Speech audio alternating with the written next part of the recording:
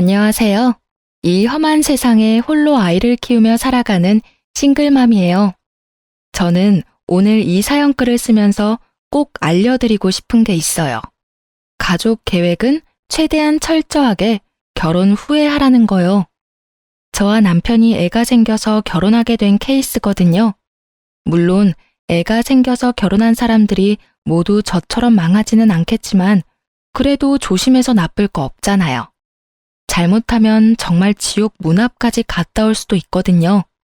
저와 남편은 20대 초반에 만나서 예상하지 못한 아이를 임신해서 결혼까지 하게 됐어요. 그때는 저도 어렸고 아이가 그렇게 쉽게 생길 줄 몰랐죠. 남편은 얼굴도 잘생겼고 옷도 잘 입는 사람이었어요. 당시에도 많은 여자들이 남편에게 찝적대고는 했어요. 애가 생겨서 결혼하게 됐을 때는 남편을 좋아하는 여자들에게 나쁜 소리도 많이 들었었죠.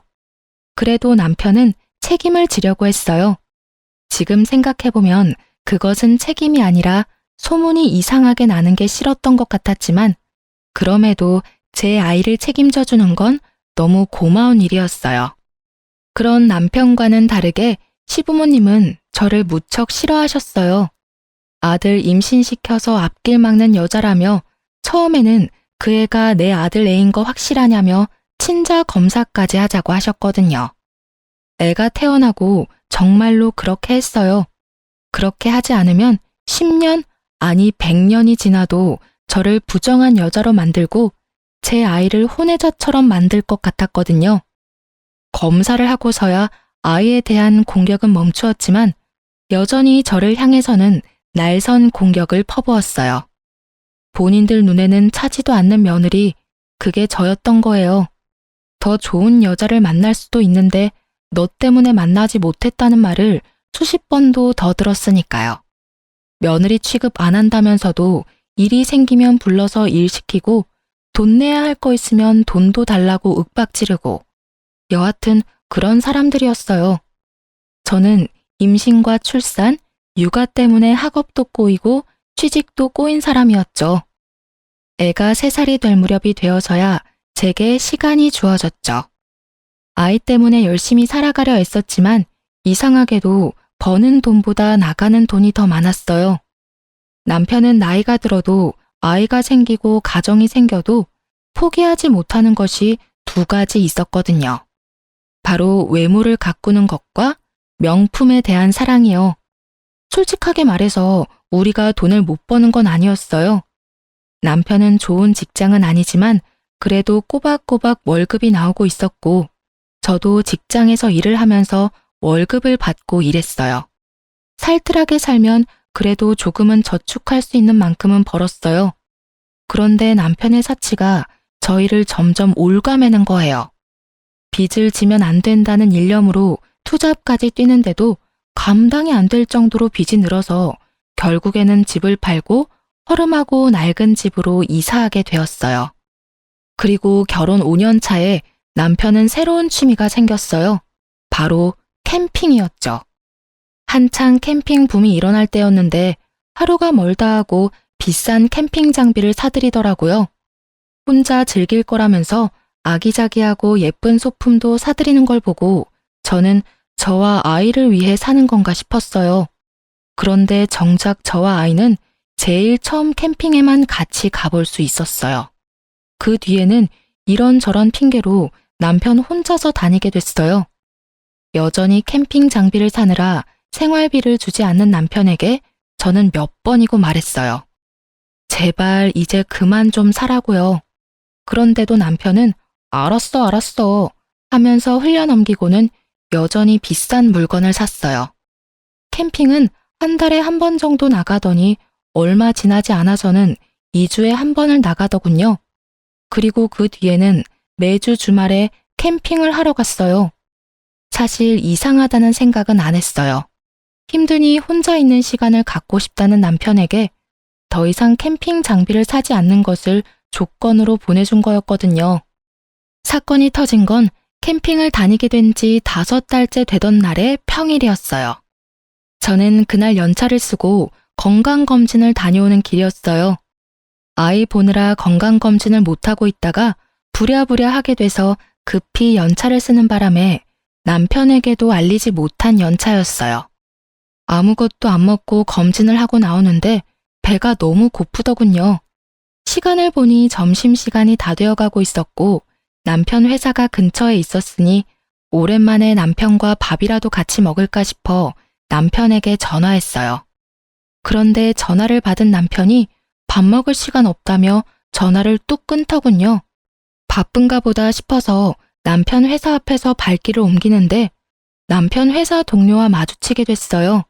그분도 밥 먹으러 나오는 길이었던 것 같더라고요. 제가 인사를 하니 그 사람도 인사를 해오며 이상하다는 듯 말하더군요. 여기는 어쩐 일이세요? 오늘 그 친구랑 같이 캠핑 가시기로 했다면서 여행 취소됐나요? 그 말에 너무 당황했어요. 저는 아무렇지도 않은 척을 필사적으로 하며 물었죠.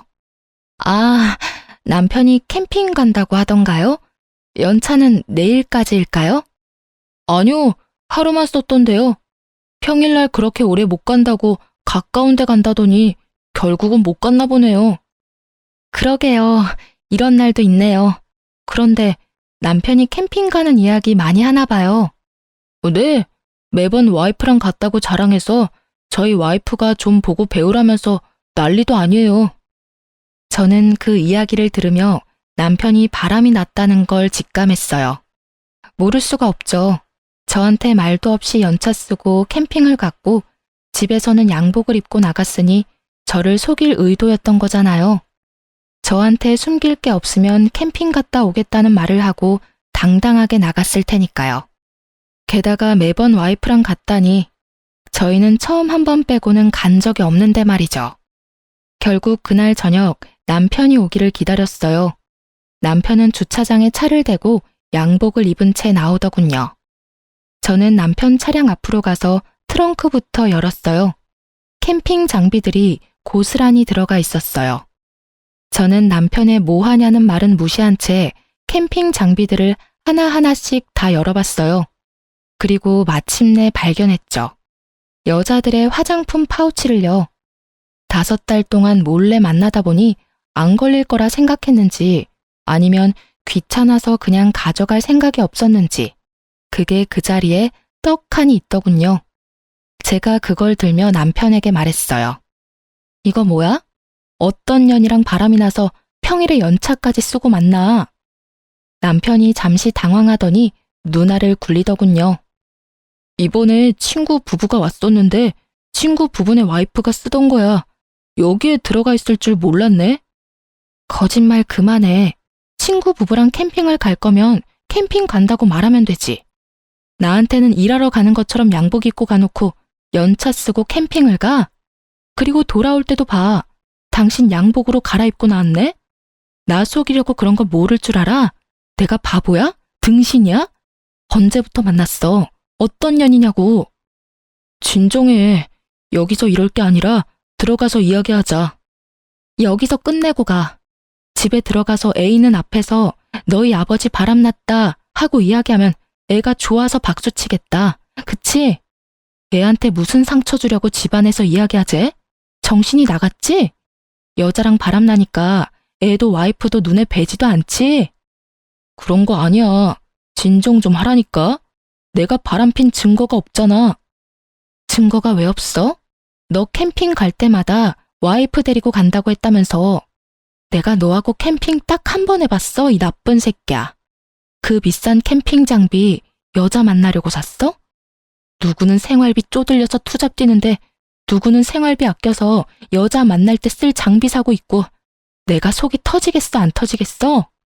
한바탕 속에 있는 말을 다 토해내고 나니 남편 놈은 얼굴을 굳히고 당분간 따로 있자고 하더군요. 그러면서 자기는 시댁으로 가겠다고 하더라고요. 저는 지금 가면 용서 못한다고 말했어요. 그랬더니 마음대로 하라며 시댁으로 가버리더군요. 그런데 시댁에서 남편이 시댁으로 들어오니 놀란 것 같더라고요. 저한테 전화 와서 하늘 같은 남편을 왜 쫓아냈냐고 난리를 피웠어요. 너 눈에 뵈는 게 없어? 누가 하늘 같은 남편을 시댁으로 쫓아내? 네가 이럴 자격이나 있니? 애 하나 가진 걸로 우리 집에 들어와 눌러붙은 너한테 우리 아들 함부로 대할 자격 없어. 어디서 저런 모자란 게 들어와서 아이고 내 팔자야. 저도 이번만은 참을 수 없었죠. 네, 그 하늘 같은 남편이 다른 년이랑 바람을 5달 동안 피우고 오늘 저한테 거짓말 하다가 들켰거든요. 평일날 일까지 쉬어가며 여자 만나다가 걸리더니 시간을 좀 갖자며 먼저 시댁으로 간 게 그 하늘 같은 남편이에요. 아무것도 모르시면서 왜 저한테 전화해서 이 난리예요? 이 집안은 바람 피워도 하늘 같은 남편이면 다 용서가 되나 보죠? 뭐? 야, 우리 아들 바람핀 증거가 어디 있어?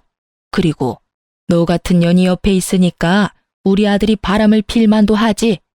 네가 뭐가 잘났어? 어? 예쁘기를 해 돈이라도 잘 벌어. 집안도 별 볼 일 없고 눈치도 없는 게 어디서 큰 소리로 따박따박 말대꾸를 해? 네가 눈에 뵈는 게 없지? 결혼시켜주니 시댁이 우스워? 증거는 차고 넘쳐요. 캠핑 장비 안에 여자 물건이 가득하던데요. 어떤 년인지 잡히면 남편이랑 둘이 묶어서 불륜 남녀라고 온 마을에 소문내고 다니려고요. 제가 못생기고 돈도 없고 시댁도 별 볼 일 없고 눈치도 없어서 그런 식으로밖에 일 처리를 못하거든요. 꽥 소리 지른 저는 전화를 바로 끊어버렸어요. 그리고 남편이 없는 틈을 타 집에 있던 캠핑 장비들을 모두 중고 사이트에 올려서 팔아버렸어요. 구매한 지 얼마 안 된 것들인데다가 남편 새끼랑 상간녀가 얼마나 곱게 사용했는지 좋은 가격에 팔아제껴서 그나마 마음이 편했죠. 그리고 그 물건들을 다 팔고 나니 남편이 집에 돌아왔어요. 그리고는 캠핑 장비 사라진 걸 보곤 화를 내더군요. 여기 있던 장비 다 어쨌어? 팔았다. 왜? 너 여태껏 우리 집에 생활비 안 줬어. 다 팔아도 그 생활비 반도 안 나오더라. 당신이 안 준 생활비라고 생각하면 안 아까울 거야. 어차피 있으면 여자나 만나러 다닐 때 쓸 장비 뭐하러 집에다 놔둬? 그게 다 얼만데 그렇게 후려쳐서 받았어. 아무리 화가 나도 이건 아니지. 뭐가 아닌데? 아닌 건 네가 저지른 불륜이지. 앞으로 캠핑 장비 사들이기만 해봐. 네가 또 바람 피우는 거라 생각하고 내가 손수 오는 족족 다 분지르고 태워버릴 거니까. 알았어. 앞으로 안 사면 되잖아. 그리고 그 여자랑 다 정리했으니까 이제 그만해. 뭘 그만해? 지금 여기서 그만하자고 말할 수 있는 사람은 나야 당신이 아니라. 왜 네가 여기서 뭐가 되는 것처럼 구는데? 그냥 이참에 헤어질까? 나도 이렇게 구질구질하게 사는 거 질렸어. 나도 내 새끼랑 느긋하게 카페도 다니고 여행도 다니고 저녁에 같이 뒹굴면서 살고 싶어. 돈 없어서 매번 저녁마다 투잡 뛰러 나가는 마누라 놔두고 개집질을 하는 남편을 보고 어떻게 열이 안 받고 화가 안 나? 너라면 화 안 나겠냐? 알았어. 내가 미안해. 사과할게. 더 이상 여자 안 만날 거고 오로지 우리 가정에 충실하고 딸하고 당신한테 잘할게. 그럼 됐지? 갑자기 이렇게 사과하고 다 끝내자고? 어이가 없어서. 당신은 뭐가 그렇게 당당해? 당신 미안하다 그러면 내가 아이고 그래요 괜찮아 하고 말할 줄 알았어? 사과는 내가 원할 때 받아줄 거야. 그 전까지는 나한테 사과하지 마. 저는 여전히 화가 풀리지 않았고 오히려 의심만 더 늘었죠. 남편 놈이 왜 여자랑 이렇게 바로 헤어졌을까 싶었거든요. 이때는 그런 생각이었어요. 그 여자랑은 재미만 보고 싶었던 건가? 하고요. 남자들이 바람나면 마누라한테 다시 돌아오는 경우가 많으니 그런 거라고 생각하긴 했는데 너무 급작스럽게 3일 만에 모든 게 끝나 있었잖아요. 그럴 거면 남편이 그렇게 공들여 만났을까 싶기도 하고. 그래서 나중에 뒤를 캐봤는데 정말로 만나는 사람이 없더라고요. 정말로 남편이 마음을 고쳐먹었다고 생각하기로 했어요. 그때부터는 저와 아이에게 눈에 띄게 잘해줬거든요. 아이가 좋아하니 저도 용서할 마음이 들었어요. 그런데 그것도 오래 가지는 않았어요. 여자 문제가 또 터졌거든요. 첫 외도 문제로부터 1년이 지났을 때 남편의 태도가 점점 바뀌고 있었어요. 쎄하다는 느낌 아시죠? 뭔가 눈에 띄게 변한 건 아닌데 가끔씩 저와 아이를 방치하는 느낌이 들거나 냉정하게 끊어내는 느낌이 들었어요. 처음에는 그냥 직장에서 기분 나쁜 일이 있었나 보다 싶었는데 그게 아니더라고요. 점점 더 그게 심해지면서 이혼 직전에는 완전 남처럼 대했거든요. 무슨 일인지 물어보려고 운이라도 떼면 말도 섞고 싶지 않다는 표정으로 밖으로 나가버리니 대화를 할 수도 없었어요. 그리고 그 뒤로 몇 번의 대화를 시도한 끝에서야 남편이 왜 그러는지 알게 됐어요. 요새 왜 이렇게 날카롭게 굴어? 내가 뭐라도 알아야 신경을 쓰지. 애한테도 그렇게 차갑게 대하고. 대체 무슨 일인데? 나한테 화난 거라도 있어? 이제 그만하자. 나 당신이랑 계속 만나고 싶은 마음 없어. 사랑하는 사람이 생겼거든. 이제부터는 그 사람한테만 집중하고 싶어. 뭐? 사랑? 당신 미쳤어? 당신 유부남이야. 애 딸린 유부남. 그런데 무슨 사랑이야? 그거 사랑 아니고 불륜이거든? 와, 대단하다, 대단해. 결국은 바람을 또 피우네? 바람 피우는 거 아니고 사랑. 나 당신이랑 이혼할 거야. 법대로 하자면 법대로 해. 나는 그 여자랑 결혼까지 할 거라서 솔직하게 말하면 한시라도 빨리 이혼하고 싶거든. 정말 네가 미쳤구나? 뭐? 결혼? 지금 결혼 상태인 네가 결혼? 내가 쉽게 이혼해 줄 것 같아? 어떤 년인데 내가 얼굴이나 한번 보자. 도대체 어떤 년이길래 남의 남자를 꼬셔서 이혼까지 하도록 만들어? 남편이 저를 아래 위로 훑어보더니 짧게 한숨을 쉬며 저한테 소리 지르더군요. 그 꼴로 누구를 만나? 당신 거울 좀 보고 살아. 내 옆에 있을 때마다 내가 얼마나 부끄러운지 알기는 해? 얼굴이 못생겼으면 꾸미고 다니기라도 해야지. 완전 아줌마 꼴에 옷은 다 늘어져서. 내가 여태껏 참고 산 것만도 대단하다는 생각 안 들어? 당신이 뭘 참고 살았는데? 나쁜 새끼야. 나도 너처럼 생활비 안 쓰고 화장품에 옷에 미용에 썼으면 이렇게 망가지지는 않았어. 내가 살림하느라 고생할 때 옆에서 얼굴 두드리며 치장만 열심히 하던 주제에 뭐? 참고 살았다고? 마누라가 돈 벌어서 인간답게 살 수 있게라도 해줬으면 고마워해야 하는 게 당연한 거 아니야? 가만 보니 진짜 쓰레기 아니야. 그래, 쓰레기 할게. 그러니까 이혼해줘. 최대한 빨리. 남편은 저와 부딪히는 걸 피하며 무조건 이혼하자고 달려들더군요. 그 길로 나가서 들어오지 않았어요. 아마 시댁에 들어가서 살던지 상간녀 집에서 같이 살던지 하겠죠. 분노로 정신이 나갈 것 같은 저는 일주일 연차를 신청했어요. 그리고 그 일주일 동안 남편 뒤를 졸졸 따라다녔어요. 이틀째가 돼서야 저는 상간녀를 보게 됐어요. 정말로 저와는 정반대의 여자였어요. 예쁘고 못생기고의 문제가 아니었죠. 몸에 걸치고 있는 모든 것들이 명품이나 명품에 준하는 브랜드였거든요. 온몸을 명품으로 휘감은 여자는 남편과 함께 유유자적하게 쇼핑을 하더라고요. 비싼 주얼리샵에서 무언가를 구매하고 나오더라고요. 그걸 보면서 진짜 살이 부들부들 떨리는 기분을 참아냈어요. 마누라한테는 기념일에도 선물 하나 안 사주더니 저런 여자한테 빠져서 돈은 잘만 쓰는구나 싶었거든요. 그렇게 남편의 뒤를 쫓는데 두 사람이 큰 주택 앞에서 내리더군요. 그리고는 한 차례 안아주더니 남편은 자기 차를 끌고 떠났고 상간녀는 그 주택으로 들어가는 것처럼 보이더니 그 현관 앞에서 잠시 서 있다가 남편이 내려간 길 반대편으로 내려가더군요. 이상하다는 생각에 상간녀의 뒤를 쫓았는데 생각지도 못하는 곳으로 향하더라고요. 저는 그걸 보고 아주 좋은 생각이 떠올랐어요. 바로 남편에게 빅엿을 먹일 생각이요. 며칠 더 상간녀 뒤를 쫓던 저는 일주일 뒤쯤 남편을 불러냈어요. 긴 말 안 해. 이혼 다시 생각해. 나 정말로 마지막 기회 주는 거야. 다 정리하고 나랑 애 옆으로 돌아와. 그러면 용서는 해줄게. 언제가 될지는 모르겠지만 그래도 애 아빠잖아. 내가 왜 당신이랑 살아야 되는데? 당신보다 100배는 더 좋은 여자랑 결혼할 거니까 당신도 제발 그만하고 나 좀 보내줘. 이러면 당신만 곤란한 거 잘 알잖아. 나 말고 다른 사람도 만나봐야지. 언제까지 나한테 매달려 있을 건데? 결국은 당신 발로 무덤 파고 들어가겠다는 거네? 좋아. 나도 나 싫다는 남자 붙잡고 살 정도로 뻔뻔하고 멍청한 여자는 아니니까. 그럼 나도 내 조건 들어주면 바로 이혼해 줄게. 애 친권, 양육권 나한테 주고 매달 양육비 보내. 그리고 지금 살고 있는 집도 나한테 줘. 어차피 돈도 얼마 안 되는데 그걸로 위자료 하면 되겠네. 그거면 돼? 고작 그거 받겠다고 여태까지 그 난리 친 거야? 미리 말했으면 내가 알아서 챙겨줬을 텐데 뭘 그렇게 바락바락 악을 써. 애는 당신이 데려가.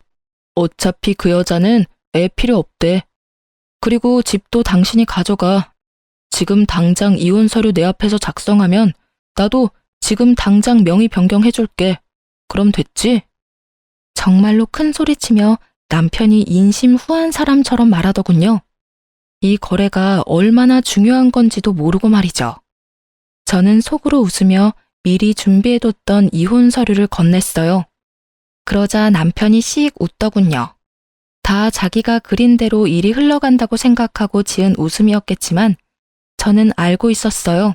저 웃음이 오래가지 못할 거라는 걸요. 그렇게 저는 집을 받았고 아이를 데려올 수 있게 됐어요. 명의 이전해주고 남편은 시댁으로 갔고요. 제가 남편에게 기분이 안 좋으니 이혼 결정될 때까지 떨어져 지내자고 했고 남편이 흔쾌히 나가준 거였죠. 그렇게 남편이 시댁에 돌아간 지 며칠 만에 시댁에서 전화가 왔어요. 잠깐 시댁에 오라고 하더군요. 무슨 일인가 싶어서 갔더니 시댁에서 봉투를 하나 건넸어요. 두둑한 걸 보니 돈이 꽤 많이 들어가 있었죠. 이게 뭐죠? 뭐겠어? 위자료야, 위자료. 이거 먹고 우리 아들한테서 더 이상 질척대지 말고 깔끔하게 떨어져. 그리고 어디 가서 우리 아들 전처라고 말하고 다니지도 말고. 어기면 정신적 피해 보상으로 위자료 3천만 원 요구할 거야. 요컨대 입막음용 값이었던 거죠. 참으로 대단한 분들이었어요. 아들을 위해 뭐든 다 할 수 있는 분들이죠. 잘못한 자식 새끼에 대한 사랑을 이런 방식으로만 할 수 있는 사람들을 보니 머리가 어지랬죠. 하지만 저는 그걸 거부할 이유가 없었어요. 제가 그걸 집어들자 시모가 종이를 한 장 들이밀더군요. 각서다. 우리 아들 봐도 아는 척 하지 말고 애가 우리 아들 애라고 찾아오지도 말고 어디 가서 우리 아들 전처라고 말하지 말라는 내용이야. 알아들었으면 각서에 지장 찍어. 저는 그것을 읽고는 한마디를 꺼냈어요. 죄송한데 여기 몇 가지 더 추가해도 될까요? 내용 듣고 결정하마. 이혼하고 나면 번복은 할 수 없다. 이 항목이랑 양육비는 꼭 줘야 한다. 아이에게 접근하지 않는다. 이 세 가지도 넣어주세요. 뭐든 꼼꼼하게 하는 편이 좋은 법이죠. 어차피 애는 필요 없다면서요.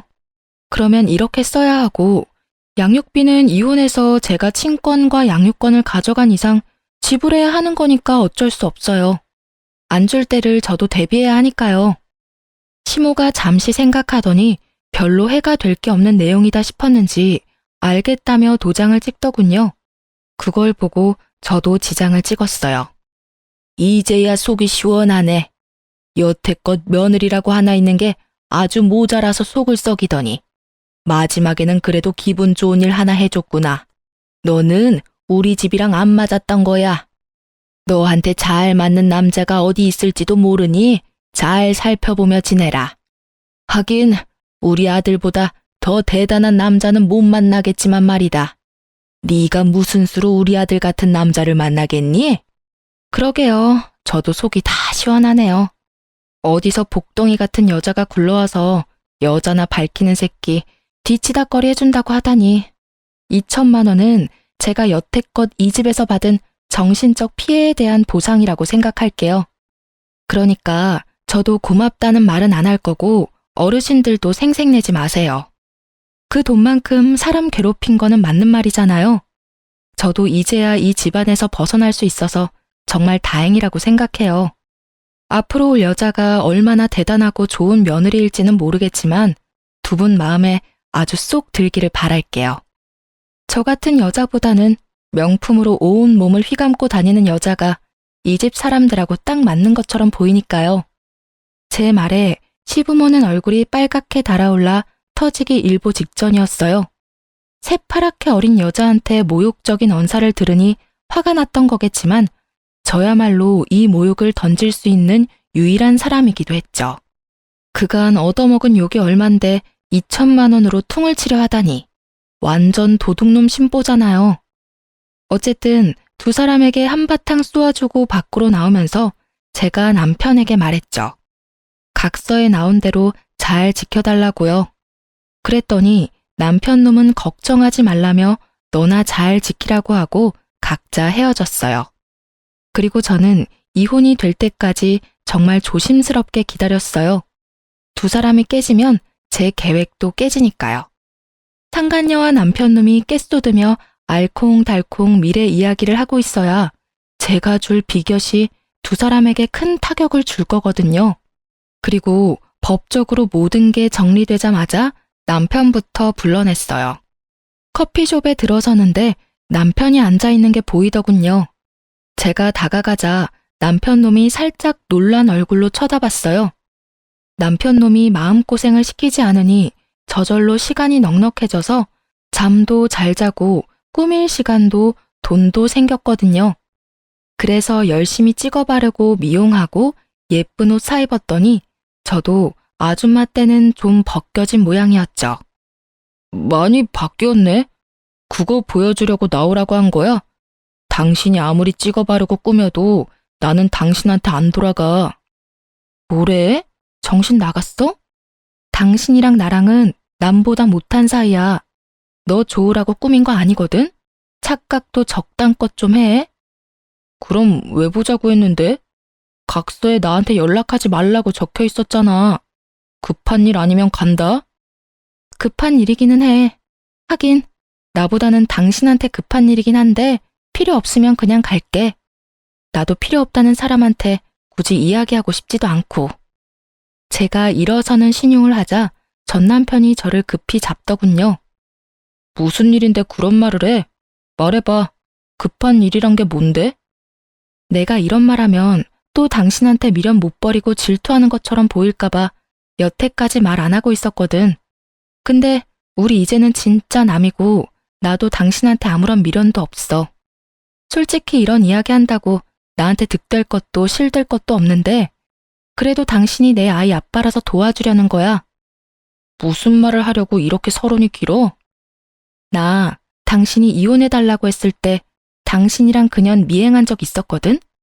근데 엄청 큰 주택에서 당신이 내려주고 항상 당신이 먼저 자리 떴지? 근데 그녀는 당신이 가고서도 그 문 앞에서 10분을 서 있더라고. 그리고 집에 왜 안 들어가나 싶었는데 거기서 나와서 다른 곳으로 향하던데? 그 주택가에서 좀 많이 떨어진 원룸촌으로 들어가는 걸 봤어. 약속이 있었나 싶었는데 그 뒤에도 쭉 그 여자는 그 주택에서 내려줘도 매번 똑같은 원룸 빌라로 가더라고.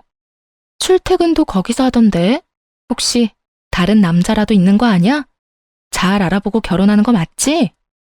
제 말을 듣는 동안 전 남편 얼굴이 시시각각 변하더군요. 이게 끝이야. 뭐 두 사람 간에 신뢰가 있으면 큰 문제 없는 일이지. 내 이야기는 끝났으니까 이제 정말 끝이네. 갈게. 그렇게 말하고 자리에서 일어섰는데 전 남편이 초조한 얼굴로 제게 그러더군요. 혹시 그 건물이 어딘지 기억해? 같이 좀 가줬으면 하는데. 저는 알겠다고 흔쾌히 말하고 전 남편을 데리고 상간녀가 드나들던 원룸으로 향했죠. 그곳에 도착했을 때 전 남편의 얼굴은 완전히 똥 씹은 표정이었어요. 전 남편은 원룸으로 들어가지 못하고 그 근처에서 지켜보고만 있었어요. 저는 놔두고 가려다가 곧 있을 즐거운 만남을 위해 가지 않고 같이 기다리고 있었죠. 그리고 상간녀가 나타났어요. 여전히 온몸에 명품을 휘두르고요. 빌라 입구에서 들어가려는데 전 남편이 나타나 상간녀 손목을 확 낚아채며 소리치더라고요. 너 뭐야? 여태까지 부잣집 딸인 것처럼 나 속인 거야? 네가 왜 여기서? 오빠, 여긴 어떻게? 아는 사람이 있어서 여기 잠깐 들른 거야. 아는 사람? 그러면 너 혹시 바람났어? 다른 남자 만난다고 이 원룸에 드나드는 거야? 전 남편의 그 말에 상간녀가 아무 대답도 못하고 버벅거리며 전 남편 눈치만 보더군요. 말해봐. 너 바람난 거냐고. 나랑 결혼하기로 해놓고 다른 남자랑 동거해? 그런 거 아니야. 사실은 집에서 나와서 여기서 잠깐 다니고 있어. 직장이 여기랑 가까워서 다른 곳 구할 때까지만. 거짓말할 생각 말고 똑바로 말해. 너 부잣집 딸 아니지? 상간녀는 전 남편 말에 대답도 못하더군요. 남편이 그걸 보고 얼굴을 일그러뜨리더군요. 어쩐지 이상하다 했어.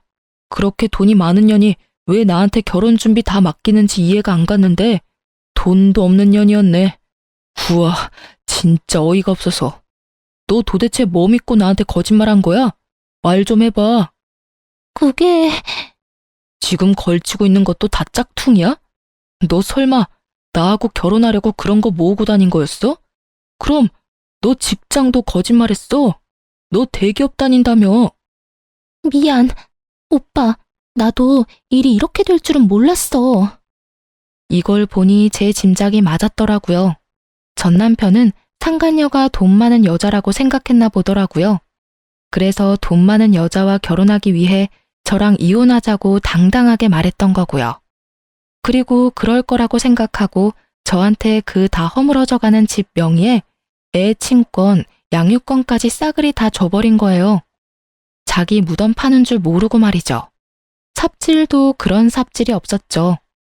제가 이걸 언제 깨달았냐면 첫 번째 외도 때 남편이 금방 상간녀와 헤어졌다고 했잖아요.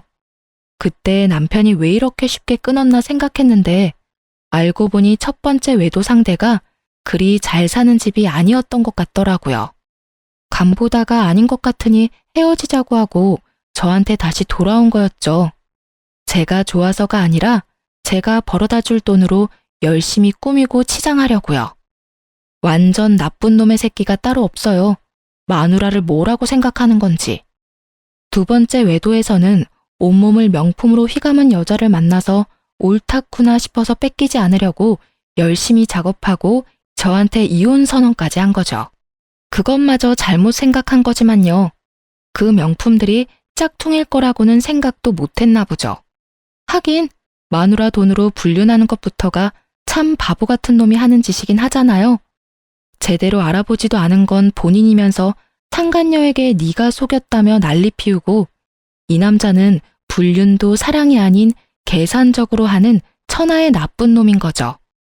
하긴 불륜을 사랑으로 해도 문제가 있지만 그마저도 계산이었으면 소시오패스 아닌가요? 전 남편의 계속되는 추궁에 상간녀가 먼저 고개를 숙이더군요.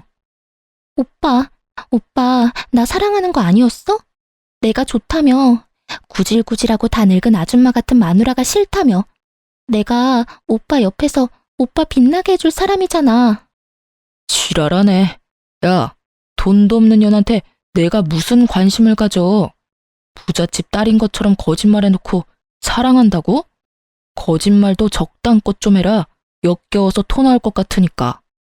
전 남편의 발언에 상간녀 얼굴이 확 굳어버렸어요. 그 예쁜 얼굴이 바들바들 떨리더니 전 남편에게 한마디 하더군요. 그래서 지금 나 버리겠다고? 결혼 청첩장도 다 돌렸는데. 그래, 너 나 속이고도 결혼할 수 있을 줄 알았어? 꿈 깨라. 어디서 쥐뿔도 없는 년이. 야, 내가 쓴 돈 다 내놔. 결혼식 취소 비용 다 내놓으라고. 오빠 돈 많다며? 그 정도도 처리 못 해줘? 설마 오빠 돈 없어? 하긴 이상하긴 했어. 마누라가 워낙 없이 살았잖아. 여태까지 마누라한테 돈 벌게 시키고 그 돈 갈취해서 그 비싼 물건들 사들인 거야? 미친놈. 결혼 안 하는 게 천만다행이네. 너 같은 놈한테 잘못 걸렸으면 당신 전처처럼 이혼할 때까지 돈 갖다 바치느라 일하다 늙어 죽었을 테니까. 결국은 전 남편도 상간녀와 똑같았던 거죠. 두 사람 다 돈이 많은 척을 했고 두 사람 다 돈이 많은 사람을 찾은 거예요. 기생충처럼 빌붙어서 살고 싶어서. 뭐라고? 너 말 다 했어? 다 했다. 왜? 어쩔 건데? 어차피 다 들통나고 파혼까지 당한 마당에 내가 못할 건 뭐 있는데? 돈 많은 여자나 잡아가지고 팔자 펴려고 한 기생오라비 같은 새끼가 감히 누구한테 지랄이야? 여자한테 빌붙지 않으면 명품도 못 사는 남자 같은 거 내 쪽에서 거절이야. 재수가 없으려니까 어디서 저딴 놈이랑 엮여가지고. 앞으로 연락하면 스토커로 신고할 테니까 우리 집 앞에서 당장 꺼져.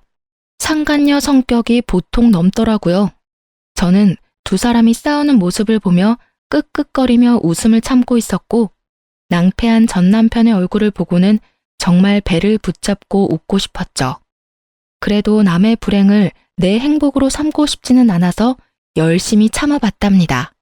그래도 웃음이 막아지지는 않았지만요. 상간녀가 자리를 뜨고 저도 슬그머니 자리를 뜨려는데 전 남편이 저를 붙잡더군요. 잠깐 기다려봐. 우리 이혼 없던 일로 하면 안 될까? 당신도 봤잖아. 저 여자 나를 돈으로밖에 생각하지 않았어. 게다가 아무것도 가진 것도 없으면서 사치만 엄청 해대는 여자고. 난 그냥 저 여자한테 당한 불쌍한 남자야. 당신이 그렇게 말하니까 소름 돋는다. 당신이 저 여자한테 하는 모든 말들이 당신한테 해당되는 일인 건 알고 있어? 당신도 나를 돈으로만 생각했잖아. 그리고 가진 것도 없으면서 사치만 해대고 있고. 그 여자한테 당한 게 아니라 그 여자 이용하려다가 역으로 당한 거겠지. 말하면서도 자괴감 같은 건 안 드나 봐? 엄청 뻔뻔하네. 당신이 그렇게 생각했다면 내가 정말 사과하고 앞으로는 절대 그렇게 살지 않을게. 돈도 착실히 벌어서 생활비도 주고 사치도 안 하고 명품도 사지 않을게.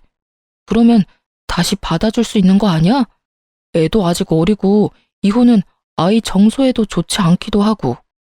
아이 정서를 생각하는 놈이 애는 필요 없으니까 나한테 알아서 하라고 했어? 정신 나간 놈 아냐? 당신이 하는 모든 말들이 거짓말로 들려서 결혼은 다시 못 해줘. 그리고 이럴 줄 알았던 저는 가방에서 각서를 꺼내 전 남편 앞에 들이밀었어요. 각서. 지장 찍고 도장 찍은 거 맞지? 이혼 번복 안 된다고 미리 이야기했어. 약속은 잘 지키면 좋겠네. 애 핑계 대고 재결합 같은 거 꿈도 꾸지 마. 너 같은 놈이 아빠라는 것보다 애 정서에 안 좋은 일은 없어. 아무리 나쁜 놈이라도 아빠만 있으면 된다고 생각하는 거야?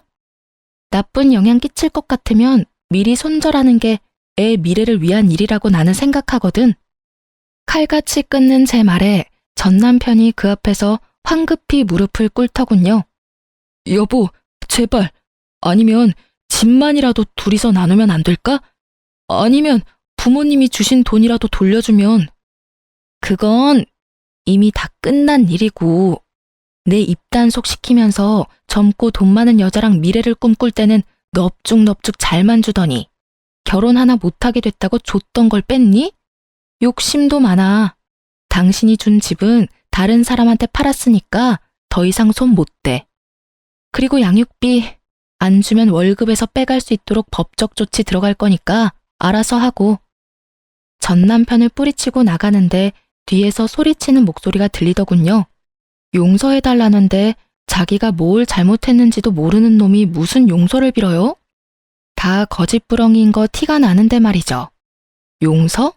돈 많은 여자 잡아서 호강할 줄 알고 다 쓰러져가는 집 선심 쓰듯이 던져줄 때는 미안하다는 생각은 하나도 없었으면서 시댁에서 한술 더 떠서 돈으로 깔끔하게 저와 아이라는 존재를 털어내려 할 때도 미안한 마음 눈꼽만큼도 없었던 놈이 말은 어찌나 청산유수인지 제가 용서할 리가 없잖아요. 억울해서 화병이라도 걸려서 골골대면 책임져 줄 것도 아니면서 용서를 빌기는 왜 비냐 이 말이죠. 결국 전 남편의 재혼은 영원히 물 건너 가버렸어요. 상간녀가 직접 전 남편 직장에도 소문을 다 낸 데다가 이번 일로 첫 번째 외도까지 들통나 버렸죠. 그때 저와 대화했던 그 직장 동료가 회사의 이야기를 다 퍼뜨린 모양이더라고요. 저와 대화할 때 제 모습이 이상했다는 걸 알아챈 것 같더라고요. 솔직히 저야 그 직장에 안 다니는 외부자이니 굳이 신경 쓸 일 아니지만 당사자는 좀 다르잖아요? 자기 이미지가 완전히 박살나는 걸 두고 볼 수 없었는지, 아니면 다른 여자들에게 경멸 어린 시선을 받는 게 힘들었는지, 이유는 모르겠지만 퇴사를 했더군요. 그래도 열심히 돈 많은 여자 꼬셔보려고 돌아다니고 있는 모양이더라고요. 허세 가득한 SNS는 그대로였으니까요. 그렇지만 잘 될 리가 있나요? 집도 없이 시댁에 얹혀 사는, 외도를 이유로 이혼하고 외도 상대와도 파혼한 남자가 잘 되는 게 더 이상하죠. 그리고 그렇게 전 남편의 새로운 시작을 응원했던 시댁에서도 1년이 다 지나고 저에게 연락을 해왔어요. 애미냐? 긴 말 안 하겠다. 애 데리고 다시 돌아와라. 기회는 2번 안 준다. 그러니까 적당히 하고 다시 와. 무슨 소리 하시는 건지 모르겠네요. 뜬금없이 전화하셔서 애미라니. 죄송하지만 저희 이제 법적으로 남남이에요. 아니지, 남보다 더 못한 사이죠. 그런데 왜 제가 돌아가요? 그리고 사람을 우습게 보시는 모양인데 기회는 그쪽에서 주는 게 아니라 제가 줘야 하는 거죠. 저는 줄 생각도 없긴 하지만 기분은 무척 상하네요. 저는 아직도 어른께서 직접 작성해서 주신 각서 잘 간직하고 있으니까 그 각서대로 행해 주셨으면 좋겠네요. 우리 아들이 저렇게 됐다 해도 너보다 잘난 건 사실이야. 그리고 넌 싱글맘으로 사는 게 얼마나 힘든지 모르지? 그거 아무나 못해. 너 같은 애가 할 수 있는 일이 아니니 얼른 이 집에 돌아와. 걱정 안 해주셔도 열심히 힘들어하고 있어요. 친정에서도 많이 도와주니까 괜찮고요. 저한테 신경 쓰지 말고 아드님한테나 신경 써주세요. 아참, 양육비는 밀리지 말고 꼬박꼬박 보내주라고 전해주세요. 각서 기억하시죠? 어기면 위자료 3천만 원이에요. 어차피 지장에 인감까지 찍었으니 어기지는 않겠지만 걱정은 좀 되네요. 전화 와서 오라고 하는 거 보니 그 사람 발등에 불 떨어진 모양 같기도 하고. 어쨌든 저는 더 이상 엮일 생각 없으니까 알아서 좋은 며느리 만들어주세요. 예쁘지도 않고 돈도 없고 처가도 별 볼 일 없고 눈치까지 없는 며느리 뭐하러 다시 맞이하려 그래요? 집도 없고 여전히 어른이랑 같이 살면서 이혼과 파혼을 한 번씩 한 아들인데 그에 걸맞는 며느리 찾아주시면 되죠. 그럼 이만 전화 끊을게요. 다시 전화하지 마세요. 기분이 더러워져서 안 되겠네요. 그 말을 끝으로 전화를 끊어버렸어요. 아, 싸가지 없는 말을 하고 나니 얼마나 속이 시원하던지. 오해하지 마세요. 저는 예의범절을 잘 지키는 착한 어른이랍니다. 다만 제 심장에 비수박아서 비틀어 짜는 사람들에게까지 예의범절 지켜줄 필요 없잖아요. 이렇게 저와 그쪽 집안과의 악연은 끝을 맺었어요. 정말 길고도 질긴 악연이었죠. 아이를 갖지 않았다면 이런 일도 겪지 않았겠지만 아이가 생기지 않았다면 이런 일도 견뎌낼 수 없었겠죠. 그 아이는 지금도 무럭무럭 잘 자라고 있어요. 언젠가 아이가 아빠에 대해 궁금해하면 차분하고 진지하고 교육적인 말로 이야기해 주려고 미리 사연글을 쓰면서 정리해봤네요. 여전히 떠올리면 욕이 나올 것 같은 날들이었지만 마지막에 선사한 엿 덕분에 조금이나마 맺힌 돌덩이가 사라진 기분이에요. 그리고 글 읽는 분들께서도 조금은 시원한 기분 느끼셨으면 좋겠네요. 그럼 저는 이만 들어가 보겠습니다. 모두 행복한 하루 보내세요.